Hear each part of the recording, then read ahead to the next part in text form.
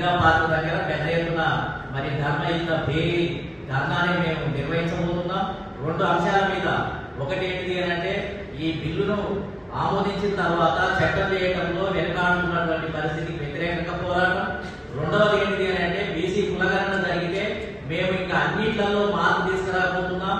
బీసీల జనాభా ప్రకారం మేము మంత్రివర్గంలో స్థానాలు కల్పించబోతున్నాం, ఎమ్మెల్యే టికెట్లలో కల్పించబోతున్నాం, నామినేటెడ్ పదవులలో ఇవ్వబోతున్నాం, అదేవిధంగా ఎంపీలలో ఇవ్వబోతున్నాము అని ఆ విధంగా అర్థం వచ్చేటట్టుగా ప్రచారం చేసుకొని మొత్తం ఏంటంటే, ఇప్పుడు తన చేతుల్లో ఉన్న నామినేటెడ్ పదవులు బీసీలకు ఇవ్వడానికి కాంగ్రెస్ ప్రభుత్వానికి ఇష్టం లేదు.